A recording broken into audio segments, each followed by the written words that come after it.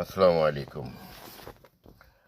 চলে আসলাম আজকে সকাল সকাল। আজকে দেশের যে তেলের বাজারের অস্থিরতা, এই অস্থিরতার কারণে আজকে আবারও চলে আসলাম একটা ভিডিওতে।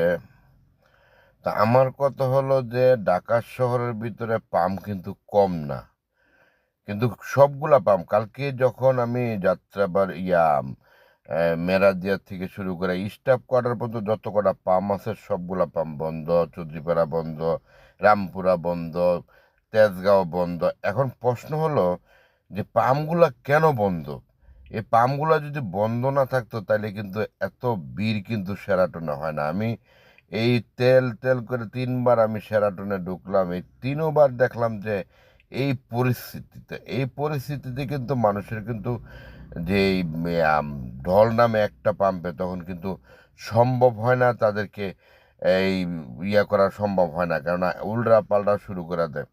তো এই জায়গা থেকে বাড়ি হয়ে গেলে কিন্তু আপনার সব পাম্পগুলা কিন্তু আপনার খুলতে হবে। সবগুলা পাম্প না খুললে কিন্তু দিনের দিন কিন্তু এগুলা কিন্তু আরো বাইরে যাবে।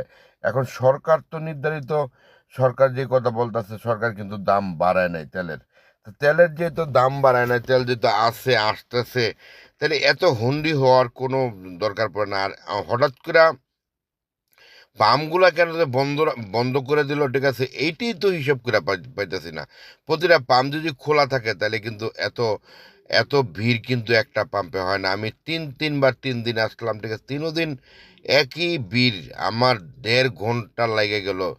গত পরশু দিনে কিন্তু একটা আমি তেলে লেগে গেলাম, ঠিক আছে, 1.5 ঘন্টা লেগে গেল। কিন্তু মেন কথা হলো আমরা সবগুলা পাম্প, আমি আরো কয়েকটা পাম্প যাত্রাবাড়িতে দেখলাম, শনি একটা দেখলাম, এরপরে এই স্টাফ কোয়ার্টার থেকে শুরু করে সম্পূর্ণ পাম্পগুলো দেখলাম, একটা পাম্পও খোলা নেই। তো খোলা নাই যেহেতু, ঠিক আছে, এই জন্য এই অবস্থা। ভালো থাকবেন।